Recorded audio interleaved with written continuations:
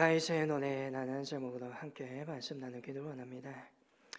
오늘의 말씀은 시편 18편에 동일하게 수록되어 있는 시입니다. 시편의 표제를 보게 되면 여호와께서 다윗을 모든 원수의 손과 사울의 손에서 구원하신 그날에 다윗이 부르는 노래라 되어 있습니다. 일평생 동안 베풀어 주신 하나님의 은혜를 노래하는 시이며 이 시가 다윗에게서 유래되었음을 보여주고 있습니다. 오늘의 말씀의 제목을 다윗의 노래라고 하였지만 단순히 다윗 한 사람만의 노래는 아닌 것 같습니다. 다윗이 썼다 할지라도 시편은 이스라엘 백성의 노래입니다. 이 시는 다윗의 손을 떠나 이스라엘 백성들이 자신의 삶의 애환을 담아 노래합니다. 한 사람의 시가 아닌 모두의 시로 바뀌는 것이지요. 어찌 보면 시를 읽어가다 보면 그냥 일반인이 겪고 있는 고난, 구원을 기도하는 노래인 것 같습니다. 왕으로서의 다윗이 영상되는 부분은 29절 이하부터입니다. 내가 주를 의뢰하고 적군을 향해 달리며 내 하나님을 의지하고 담을 띄어 넣었나이다. 이를 기점으로 하여서 구약학자들은 이 시를 1부와 2부로 나누기도 합니다. 2부도 50절부터 여호와께서 그 왕에게 구원을 주시며 기름 부음 받은 자에게 인자를 베푸시며 영원토록 다윗과 그 후손에게도라고 말하면서 마치 제3자가 다윗을 왕으로 표현하고 거론하는 것처럼 보여주기도 합니다. 무튼 오늘의 시는 고난 속에서 승리케 됨을 고백하고 있습니다. 다윗이 왕이 되기 위하여서 그러한 고난을 겪어 승리했다라면 오늘 삶의 외연을 닮은 일반 백성들에게는 오늘 일상적에서 경험하는 자신의 고난과 역경이 담겨 있을 것입니다. 그리고 어찌 보면 이 고난과 역경이 다윗보다 더 심각하고 치열하겠지요. 다윗이야 왕이 되려는 명분도 있고 사실 그것을 포기하면 될 문제입니다. 그러나 일반적인 백성들은 어찌합니까? 물러설 길이 없습니다.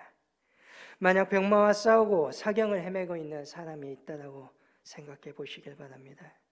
자신의 재산과 목숨을 노리고 있는 음모를 꾸미고 있는 사람 앞에 한 사람이 서 있다라고 생각해 보시길 바랍니다.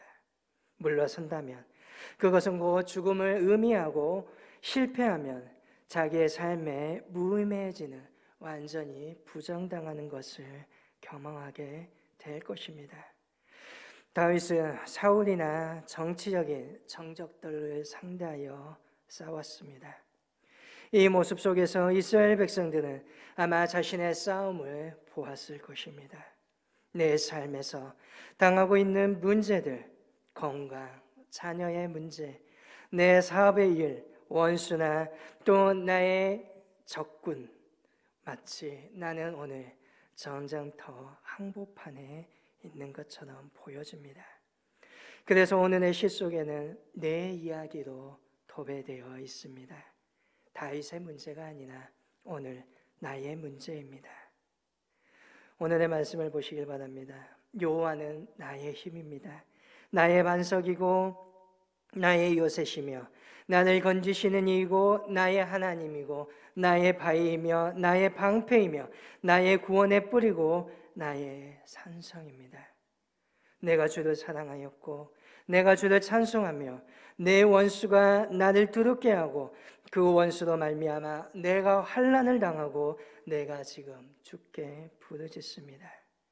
그래서 주님께서 나를 건지시고 나를 넓은 곳으로 인도하시며 나를 기뻐하시고 나를 구원해 주신다는 겁니다.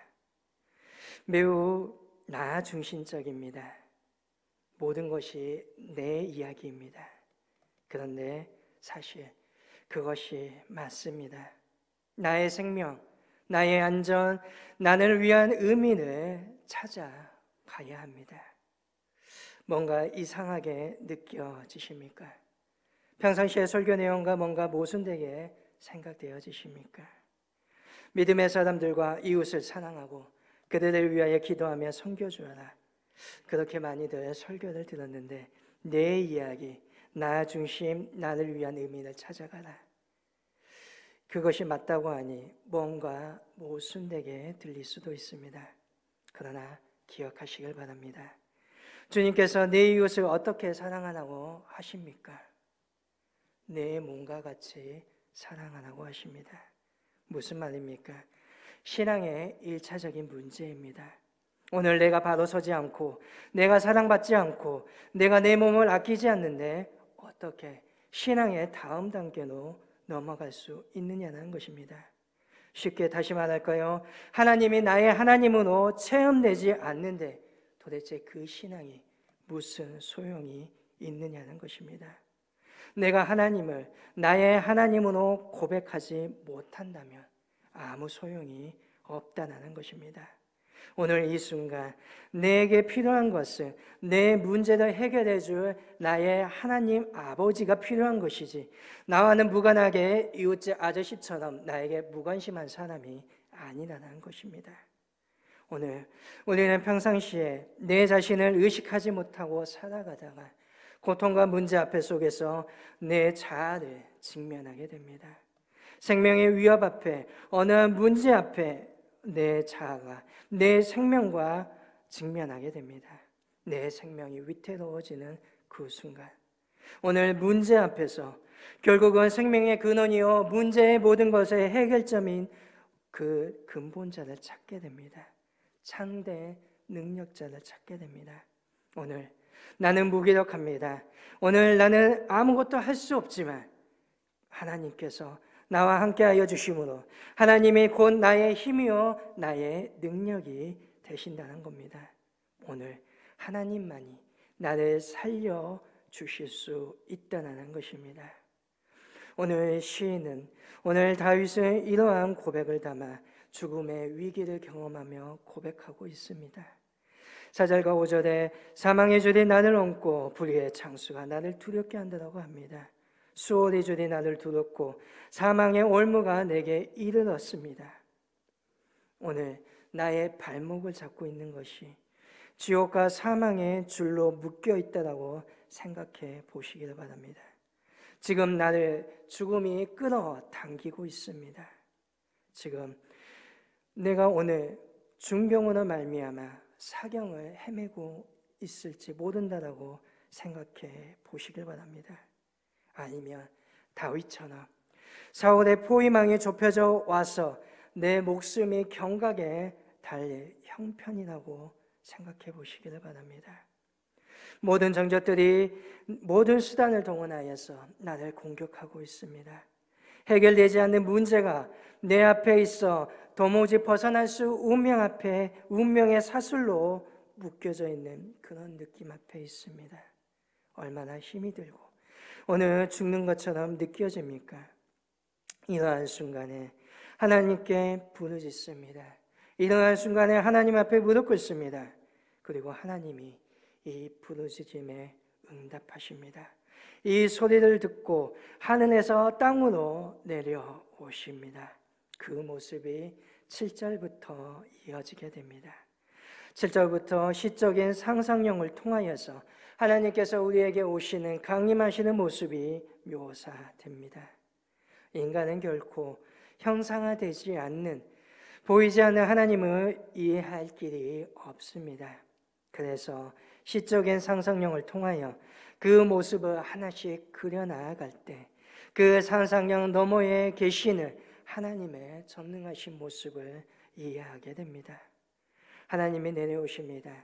하나님이 내려오시자 땅이 진동합니다. 영원할 것 같은 거대한 산들도 그 뿌리째 두려움으로 흔들립니다. 지금 하나님은 자신이 사랑하는 자가 고통당하는 것에 대해 매우 화가 나 계십니다. 이에 대해 성경은 코에서 연기가 난다라고 표현합니다. 입에서 분노의 불이 나와서 산천 초목을 다 태웁니다. 하나님이 얼마나 거대한지 온 하늘을 가리고 그 발밑 세상은 어둠으로 가득합니다. 천사들이 이끄는 그룹 전차를 타고 높이 공중에서 시위하듯이 하나님이 이 땅에 내려오십니다. 그 위엄으로 가득하여 땅의 존재들은 그를 직접 볼 수가 없습니다. 흑암과 빽빽한 구름이 가득하여 아무것도 볼 수 없는 공포, 어둠만이 존재합니다. 마치 이스라엘 백성에게 모세에게 보이셨던 시내산에 하나님의 강림하신 모습이 이와 같습니다. 어둠의 사이로 공포가 있고 청동과 우박과 숯불이 쏟아져 내립니다. 번개가 내리칩니다. 하나님의 호통과 하나님의 놀라운 역사가 보입니다. 그 바닥을 알 수 없고 그 깊이를 알 수 없습니다. 두려움과 공포입니다. 성경은 이것을 바로 하나님을 향한 경외라고 말합니다. 경외가 무엇입니까? 공경하면서 두려워하는 것입니다. 지금 하나님께서 그 경외함으로 이 땅에 강림하십니다. 적들을 공격에 포위되어 있는 나에게 그러한 모습으로 내려오시며 나를 구원하시겠다라고 말씀하십니다. 그 모습을 보고 있는 족구는 어떠하겠습니까? 두려움과 공포의 연속입니다. 그런데 그 하나님이 오늘 나의 지원군이 되십니다. 얼마나 힘이 납니까? 얼마나 나에게 큰 능력이 됩니까? 하나님의 그 임재, 오늘 그 모습을 볼 수 있는 저와 여러분이 될 수 있기를 원합니다. 성경은 그런데 그 모습을 보는 자와 보지 못하는 자가 있음을 말합니다. 모두가 본다면 문제는 거기에서 끝난 일입니다. 그러나 마치 보이지 않는 전파처럼 그 전파를 잡아서 선명한 화명을 보는 사람도 있고 아무런 소리도 아무런 공간도 인식하지 못하는 사람도 있다는 것입니다. 그러한 점을 볼 때 어찌 보며 시인과 철학자와 예언자는 동일할 것입니다. 왜냐하면 그들은 남들이 보지 못하는 것을 보기 때문입니다. 철학자는 아직 다가오지 않는 죽음을 마치 바로 이 순간에 온 것처럼 봅니다.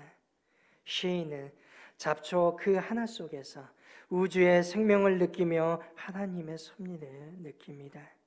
예언자는 작은 역사적인 사건을 통하여서 하나님의 섭리를 깨닫는 사람들입니다. 오늘 우리의 신앙은 바로 이 하나님을 보는 것입니다. 크신 하나님의 능력을 보며 느끼는 것입니다. 오늘 나의 의식이 하나님을 경험하는 것입니다. 사람의 의식에 갖고 있는 힘은 참으로 대단합니다. 전신질환 중에 강박증과 우울증, 전신분열증이 있습니다. 그런데 모두 다 의식의 혼선에서 찾아옵니다.